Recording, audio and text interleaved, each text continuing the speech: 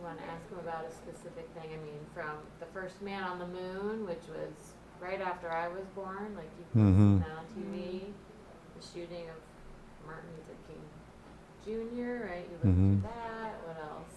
Elvis. I just saw the Elvis movie. Were you a big Elvis fan? Hold on. Think about those things for a second, and think if there's, maybe just ask if there's something that really comes to mind that you feel like impacted you in your lifetime, any of those things. Yeah, were there any big were there any big historical events that really impacted your life? Well, I think in order to answer that, I need to describe not because I've thought about this. Yeah. In my lifetime, I have seen from the Model T, before that, on the farm we didn't have a tractor, we didn't have a car, we had horses, we didn't have a TV, we didn't have a radio until things evolved. So in my lifetime, I have seen the evolution of technology that is, grown from virtually zero, to now where. We have a computer in our pocket. Yeah, guess what? Yeah. Even me Yeah. and Laura has about 1 million apps on here that I never use, but once in a while I look at them and try and remember what they do. Yeah.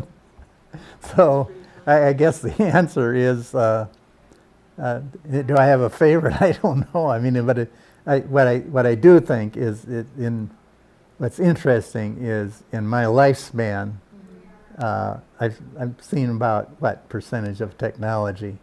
About 99% of it. Yeah. I mean, and for better or for worse, because we've seen ugly things like nuclear bombs and Right. Yeah.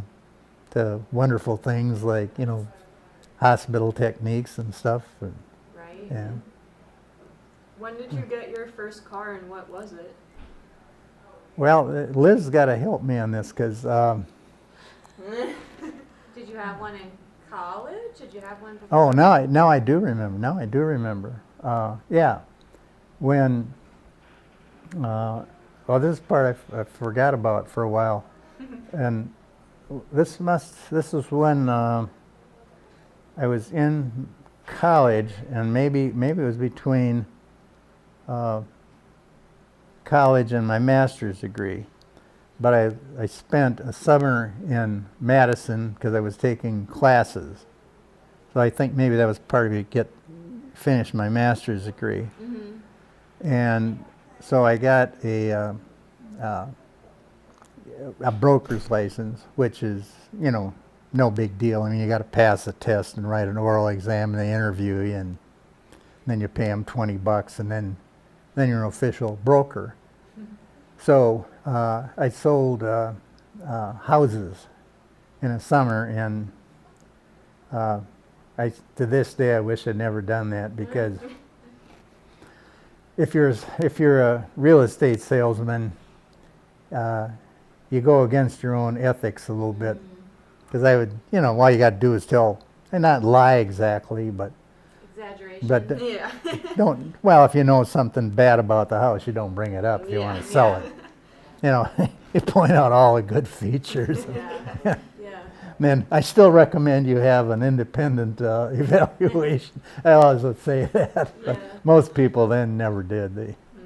And so that's what I did that summer, and actually I was pretty good at it, but I know I sold the one. Well, you always remember the bad ones. I sold this one. I talked this one couple into selling their nice house and buying another house, which I knew they shouldn't buy, but I talked them into it. That was a bigger house, and I always felt bad because I hope it worked out all right. I don't remember, but it was.